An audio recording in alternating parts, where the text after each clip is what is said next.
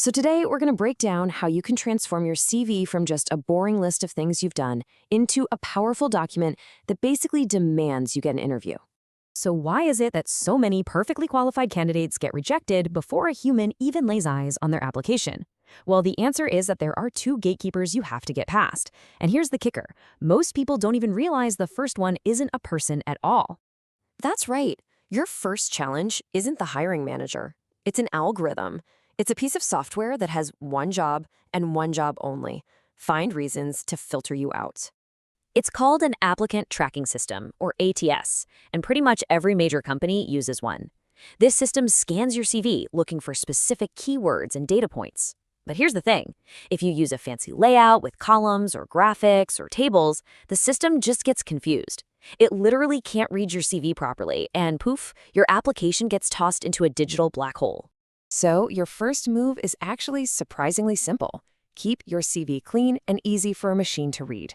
This means you need to mirror the exact language from the job description.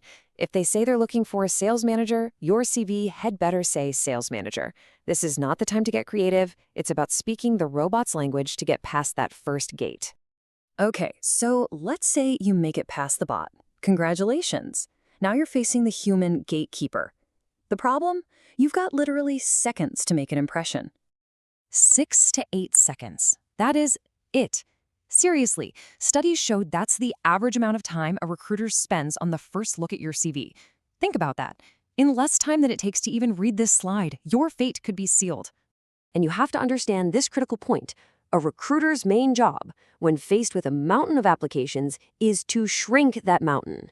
Their brain is hardwired to find red flags, anything that lets them put your CV in the no pile. They aren't looking for reasons to hire you, not at first. They're looking for reasons to discard you. Your job is to give them absolutely none. And this is exactly how a fantastic candidate gets completely overlooked. It's because of simple, totally fixable mistakes. A typo? It suggests you're careless. A cluttered wall of text? It's just too much work to read. But you know what the biggest mistake of all is? Just listing what you were responsible for. And that brings us to the single most important strategic shift you have to make. This is how you go from being just another applicant to being the person they have to call. Just look at this comparison. Most CVs live and die in that left column. They read like a job description. I was responsible for this, I managed that. Your goal is to live entirely in the right column. Don't just tell them about your tasks, show them your impact.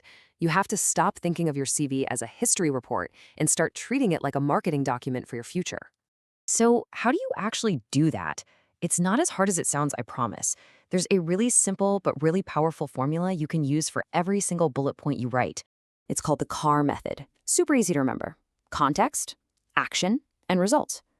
For everything you list, you give a little context, you describe the specific action you took, and then, and this is the most important part, you state the measurable, quantifiable result. This turns a boring old task into a compelling little story about your success. Okay, let's look at a real example. This is what most people write: responsible for acquisition. I mean, what does that even mean? It's so passive, so vague. It tells the recruiter nothing about how good you are at your job. Now look at the difference. This version is just screaming with impact. Increased ARR, that's annual recurring revenue, by the way, by 1.8 million. Bam!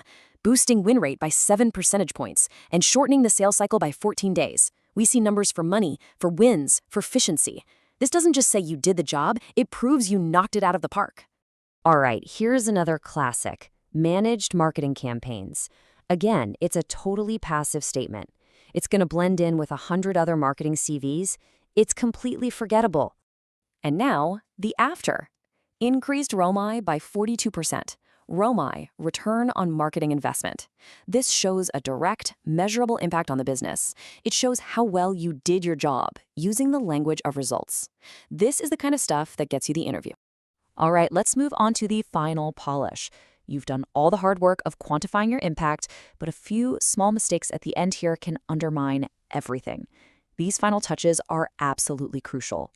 This is a question that comes up all the time, and at least for job markets in places like the UK, the US, Canada, and Australia, the data gives a surprisingly clear answer: 88%. According to one huge study, that's the percentage of CVs with photos that were just automatically rejected. Why? Well, it can introduce unconscious bias, and it just distracts from what really matters, your skills and achievements. The rule is pretty simple. Unless you're an actor or a model, leave the photo off.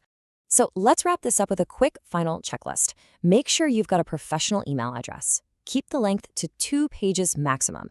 Be ruthless about trimming down roles from more than 5 years ago. Never, ever include your full home address. Just your city is fine. And please, remove all those empty phrases like great teamwork skills. Show it with your results. Don't just say it. And finally, proofread it like your career depends on it because, well, it kind of does. Ultimately, it all comes down to this one question. By shifting your focus from just listing duties to showcasing quantifiable impact, you're not just telling them where you've been. You're making a powerful data-driven case for what you can deliver for them next.